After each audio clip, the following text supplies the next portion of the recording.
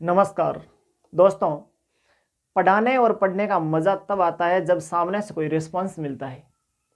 और कल एक सज्जन का फ़ोन आता है और वे अचानक मेरे से कहते हैं कि सर आपके 2-3 वीडियो जो पीछे आपने जो अपलोड किए थे यूट्यूब पर, और उन वीडियोज़ को देखकर मेरा बेटा अच्छी तरह से इंग्लिश सीख रहा है। और वही बेटा 4 साल से प्राइवेट स्कूल में जा रहा है और उसने अभी तक 4 साल तक जो नहीं सीखा था वो इन 4 वीडियो को देखकर सीख रहा है। मैं कहता हूँ लाख लाख शुक्र है, अगर मेरे पास एक फ़ोन भी आया तो भी मैं बहुत खुश हूँ कि किसी न किसी की ज़िंदगी बदल रही है। तो इस इंग्लिश की दुनिया में और इस ऑनलाइन सेशन में आपका फिर से स्वागत। और चलिए आज शुरू करते हैं दोस्तों कल से आगे आगे वाला पार्ट। तो हमने देखा था कि दोस्तों जैसे वोवल्स और कॉन्सोनेंट्स, वोवल्स और कॉन्सोनेंट्स जब आपस में मिलते हैं, आपस में जब इनकी मुलाकात होती है तो ये किसका निर्माण करते हैं? इनकी यादगार के लिए यहाँ पर एक वर्ड बन जाता है। क्या बन जाता है? वर्ड बन जाता है। वर्ड का मतलब होता है शब्द। क्या होता है? शब्द। और शब्द का कोई न कोई अर्थ होता है। क्या? वर्णों का एक ऐसा मेल जिसका कोई न कोई अर्थ निकले उसे शब्द कहते हैं, उसे वर्ड कहते हैं। तो देखो दोस्तों, जैसे ये शब्द हैं, जैसे ये वर्ड है, इस वर्ड को अलग अलग प्रकार से हम बांटेंगे। जैसे मैं आपको एक एग्जाम्पल से आपके सामने एग्जाम्पल रखूंगा और एग्जाम्पल से आपको समझाने की कोशिश करूंगा। जैसे यहाँ पर देखो, राम पानी पी रहा है। अब हिंदी में देखिए, आपको इंग्लिश पढ़ना है तो सबसे पहले आपको हिंदी में समझना होगा, क्योंकि हम हिंदी भाषी लोग हैं।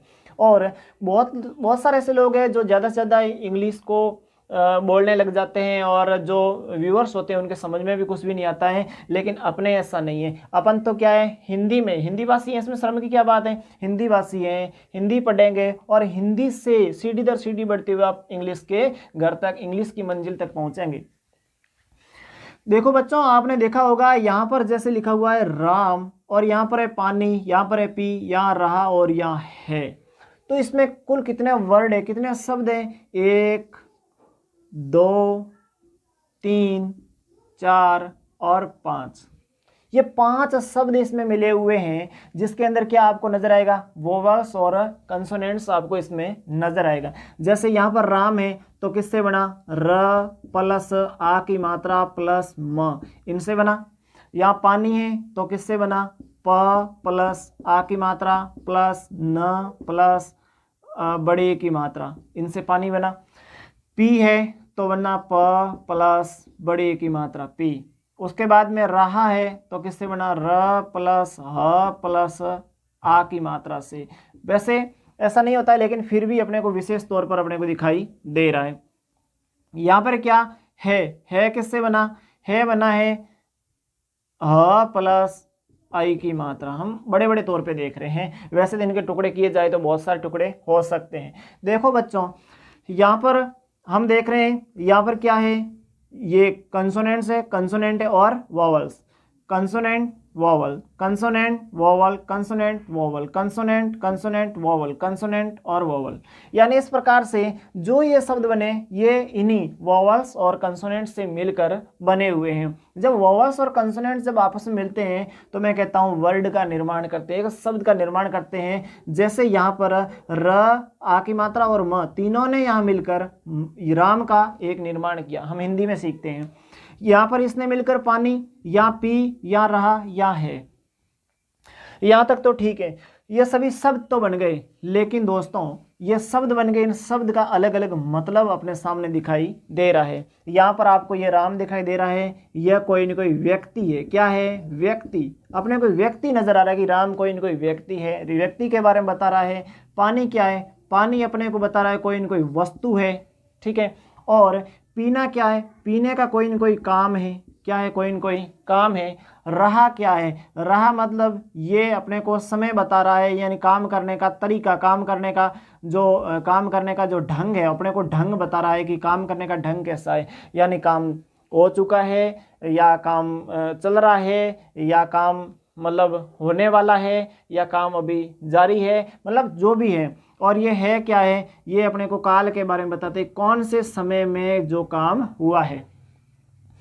तो आपने देखा कि बहुत सारे जो अलग अलग शब्द हैं इनके अलग अलग क्या है, कोई न कोई नाम निकल रहे हैं, कोई न कोई इनका अर्थ निकल रहा है, कोई मतलब है। तो देखो इस मतलब के आधार पर अलग अलग जो अर्थ निकल रहे हैं, इस अर्थ के आधार पर इस जो वर्ड है, जो ये शब्द है, इसको 8 भागों में बांटते हैं। कितने भागों में बांटते हैं?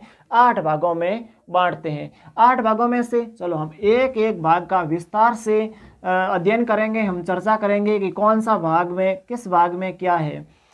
तो दोस्तों सबसे पहले हम बात करेंगे इसका पहला भाग। इसका पहला भाग है नंबर 1, जिसे हम कहते हैं नाउन। क्या कहते हैं? नाउन। नाउन का मतलब होता है संज्ञा। क्या होता है? संज्ञा। नाउन, नाउन यानी संज्ञा, यानी हम जैसे ही इस संसार में आए और सब कुछ देखने लगे, सोचने लगे, समझने लगे, और अपने सामने जो कुछ भी आया उसका कोई न कोई नाम था। जैसे ये मार्कर है तो इसका नाम, जैसे ये चीज़ देखी इसका नाम क्या है? इसका नाम हो गया मार्कर। जैसे ये क्या है? Black board. ये क्या है? अक्षर है। अच्छा, और जैसे रोम है, जैसे मोबाइल है, या फिर और बहुत सारी चीज़ें हैं जो अपने को दिखाई देती है, उनका कोई ना कोई नाम जरूर होता है, और नाउन को ही संज्ञा कहते हैं और नाम को ही नाउन कहते हैं। बस ये आपको समझ में आ गई होगी। देखो बच्चों, दूसरे नंबर पे है प्रोनाउन। कौन है? प्रोनाउन। हम नाउन को विस्तार से समझेंगे, लेकिन एक बार हम बड़े बड़े तौर पे यहाँ समझ लेते हैं। प्रोनाउन का मतलब होता है सर्वनाम। क्या मतलब होता है? सर्वनाम, यानी सभी का नाम। जैसे माना तो सभी का नाम, या फिर नाम के स्थान पे आने वाला शब्द। जैसे मैं कहता हूँ एक ऐसा शब्द है, जैसे कोई मेरा नाम है तो मैं उसकी जगह लिख देता हूँ मैं। क्या लिख दूंगा? मैं, मेरे लिए मैं। इस दुनिया में जितने भी लोग हैं वो खुद के लिए मैं शब्द यूज कर सकते हैं, इसमें कोई दो राय की बात नहीं है। यानी इसका मतलब वो सबका मैं एक ऐसा शब्द है जो इस संसार के हर व्यक्ति का नाम हो सकता है। इसका मतलब सर्वनाम, सभी का नाम। तुम इस संसार में हर व्यक्ति का नाम हो सकता है, वह इस संसार के हर व्यक्ति का नाम हो सकता है। यानी कि कुछ ऐसे नाम होते हैं जो हर इस व्यक्ति के नाम हो सकते हैं। जैसे यहाँ, वहाँ, इधर, उधर, तो ये हर स्थान का नाम हो सकता है। जैसे कोई वस्तु, यह, वह, ये, वे, तो उनका नाम भी हो सकता है। ठीक है, ऐसा, वैसा, तो ये हर प्रत्येक चीज का नाम, ऐसा अलग अलग नाम, ऐसे इसे हम सर्वनाम कह सकते हैं। यानी संज्ञा के स्थान पर काम में लिया जाने वाला शब्द, जिसे हम क्या कहते हैं? सर्वनाम कहते हैं। दोस्तों तीसरे नंबर पे आता है एडजेक्टिव। क्या आता है? एडजेक्टिव। एडजेक्टिव। एडजेक्टिव को हम उच्चारण में जैसे बोलते हैं, इसे एडजेक्टिव बोला जाता है। क्या बोला जाता है? एडजेक्टिव। और लिखने में जैसे लिखते हैं तो एडजेक्टिव, एडजेक्टिव। और इसे कहते हैं विशेषण। क्या कहते हैं दोस्तों? इसे कहते हैं विशेषण कहते हैं। अब ये विशेषण क्या होता है? संज्ञा और सर्वनाम की, संज्ञा और सर्वनाम की जो विशेषता बताने वाले शब्द होते हैं वे विशेषण कहलाते हैं। जैसे संज्ञा है, संज्ञा मतलब किसी व्यक्ति का नाम है। जैसे है मोहन। क्या नाम है? मोहन। मोहन की विशेषता क्या है? मोहन लंबा है। मोहन कैसा है? लंबा है। तो मोहन की विशेषता क्या होगी? मोहन के बारे में अधिक ये शब्द क्या बता रहा है? मोहन कैसा है? लंबा है। तो मतलब ये विशेषण, यानी मोहन का विशेषण क्या है? लंबा। यानी और कौआ, कौआ कैसा है? काला है। तो कौआ किसी का नाम है और वह कैसा है? काला है। अच्छा, वह होशियार है। अगर नाम की जगह हम लिख देते हैं वह, तो वह कैसा है? होशियार है। ठीक है, वह बीमार है, वह कमजोर है। यानी किसी संज्ञा या सर्वनाम के बारे में जो शब्द विशेषता बताता है, यानी उनसे पहले आकर और उसके बारे में कुछ न कुछ कहता है, इसका मतलब वो कौन है? विशेषण कहलाता है। हम तीसरे नंबर पे आगे जो विशेषण पढ़ चुके हैं, और चौथे नंबर पे हम पढ़ेंगे वर्ब। क्या पढ़ेंगे? वर्ब। वर्ब का मतलब होता है क्रिया। क्या मतलब होता है? क्रिया। वर्ब यानी क्रिया। क्रिया किसे कहते हैं दोस्तों? क्रिया कहते हैं काम को। किसको कहते हैं? काम को कहते हैं। जैसे किसी भी प्रकार का काम, आना जाना, खाना पीना, लेना देना, उठना बैठना, जागना सोना, ये सारे क्या होते हैं? काम होते हैं। और इनके बाद में हम आगे देखेंगे पांचवें नंबर पे एडवर्ब। क्या है? एडवर्ब। एडवर्ब का मतलब होता है क्रिया विशेषण। क्या होता है? क्रिया विशेषण। क्रिया विशेषण मतलब क्रिया विशेषण क्या होता है दोस्तों? शायद ये शब्द आपके लिए कट रहा है, मुझे ऐसा महसूस हो रहा है। देखो दोस्तों, ये है क्रिया विशेषण। क्रिया विशेषण मतलब क्रिया की विशेषता बताने वाले शब्द। जैसे राम धीरे धीरे जा रहा है। अब ये धीरे धीरे राम की विशेषता है या क्रिया की, काम की विशेषता है कि राम जा कैसे रहा है, धीरे धीरे जा रहा है। राम तेज बोलता है, कैसे बोलता है, तेज बोलता है। अच्छा, इसका मतलब मोहन जल्दी उठता है। तो ये सारे जो तेज हैं, जल्दी है, धीरे धीरे है, और जैसे हरी बार बार खाता है, तो मतलब बार बार, तो ये सारी चीजें हैं वो क्या है, विशेषण कहलाती है। देखो आगे हम बात करेंगे विशेषण के बाद में। अगला जो हमारा पार्ट है 6 नंबर का, वो है प्रीपोजिशन। क्या है, प्रीपोजिशन। प्रीपोजिशन, प्रीपोजिशन का मतलब होता है पूर्व सर्ग। क्या होता है भैया, पूर्व सर्ग। पूर्व सर्ग मतलब संबंध सूचक अवयव। क्या है, संबंध सूचक अवयव। पूर्व सर्ग यानी संबंध, ये संबंध बताते हैं। क्या बताते हैं, संबंध बताते हैं। संबंध सूचक, संबंध सूचक अवयव, ठीक है, संबंध सूचक अवयव, ठीक है।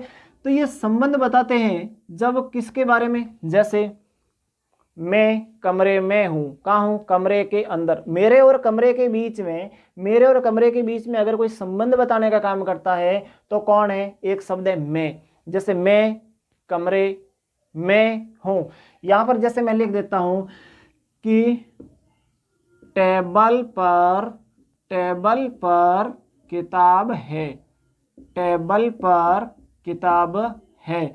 जैसे यहां पर आपको एक तो दिखाई दे रहा है नाउन। क्या है, नाउन। नाउन और प्रोनाउन के बीच में संबंध बताने का काम कौन करता है, ये प्रेपोजिशन। और ये जैसे है टेबल, और ये क्या है, किताब। अब देखो टेबल है, किताब है, लेकिन इनके बीच में एक शब्द आया है पर। क्या आया है, पर। ये पर क्या करता है, इन दोनों को कनेक्ट करता है, इन दोनों को जोड़ने का काम करता है। कौन करता है, ये पर करता है। अगर ये पर हटा दूं, अगर ये पर हटा दूं तो क्या होगा, टेबल किताब है, जो संभव नहीं है, टेबल कभी किताब हो नहीं सकती। तो देखो दोस्तों, यहाँ पर जो टेबल में किताब है, किताब कहाँ है, टेबल के अंदर है।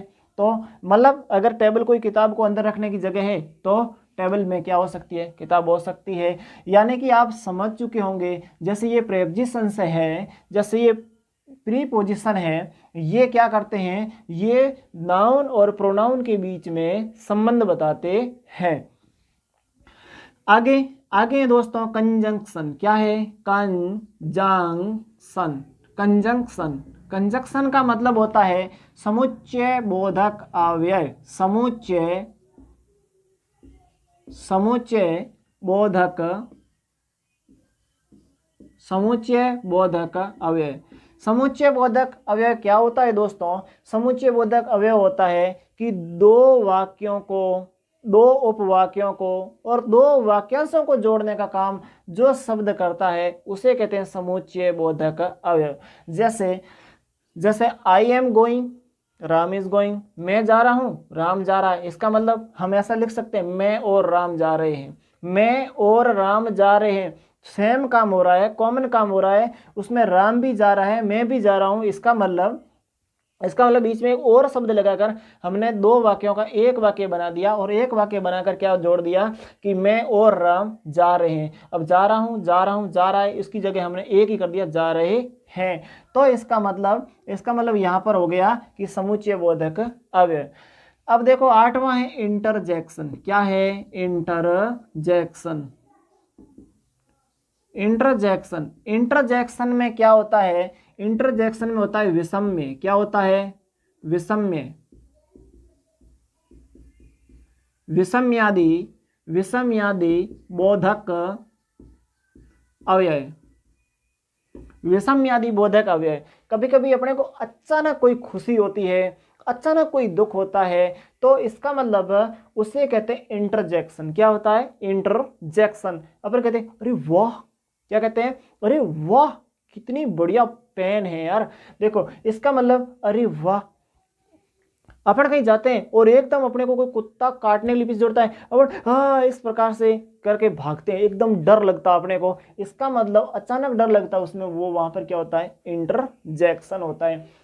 तो मैंने 8 पार्ट आपको बताए, किसके बारे में बताए, यहाँ पर जो वर्ड के 8 पार्ट थे, वर्ड के क्या थे, 8 पार्ट। जो वर्ड के 8 पार्ट होते हैं, जो शब्द के 8 पार्ट होते हैं, इन 8 पार्टों में सबसे पहला कौन है, नाउन। कौन है, नाउन। दूसरा कौन है, प्रोनाउन यानी सर्वनाम, नाउन यानी नाम, प्रोनाउन यानी सर्वनाम यानी सबका नाम, एडजेक्टिव यानी एडजेक्टिव यानी विशेषण, इनकी विशेषता बताने वाला शब्द, वर्ब, वर्ब यानी क्रिया, जैसे वर्ब बोला जाता है, वर्ब, वर्ब यानी क्रिया, क्रिया यानी क्या होता है, क्रिया यानी काम। एडवर्ब, एडवर्ब का मतलब होता है क्रिया विशेषण।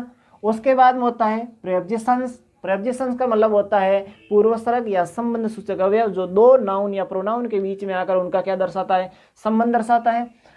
यहाँ पर है कंजंक्शन, कंजंक्शन का मतलब होता है समुच्चय बोधक अवयव, जो दो वाक्यों, दो वाक्यांशों या दो उपवाक्यों के बीच में आकर यहाँ पर उनके बीच में संबंध दर्शाता है। और उसके बाद होता है इंटरजेक्शन। इंटरजेक्शन क्या करता है, अपने को अचानक खुशी, अचानक दुख आदि होने पर उसमें जाकर अपने को ये शब्दों के बारे में बताता है, या उसमें इस प्रकार के शब्द अपने सामने आते हैं। तो यहाँ पर इस प्रकार से मैंने आपको बताया कि शब्द के कुल 8 भाग होते हैं। क्या होते हैं, 8 भाग होते हैं।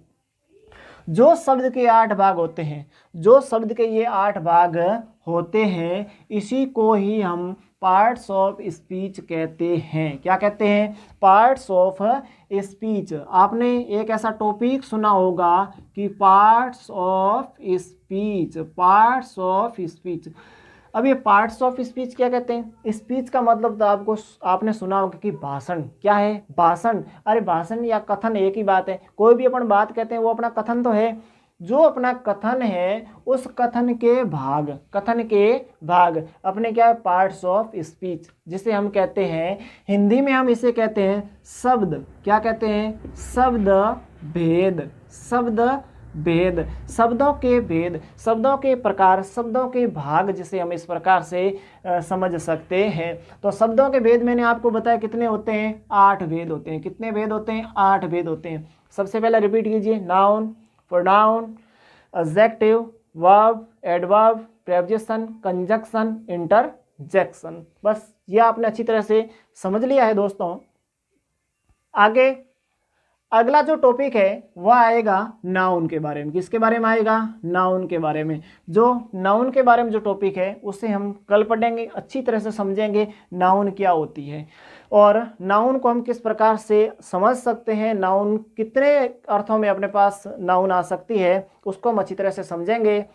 तो दोस्तों, जिस प्रकार से कल मुझे रिस्पॉन्स मिला और मेरा हौसला बुलंद हुआ, इसी प्रकार से मैं आशा करता हूँ कि आप भी इसे इंटरेस्ट से देखेंगे, सीखेंगे और समझेंगे और अपनी इंग्लिश की दुनिया में बहुत आनंद लेंगे। तो चलिए आज यहीं तक ही, एक छोटे से ब्रेक के बाद फिर मिलेंगे अगले दिन। जय हिंद, वंदे मातरम।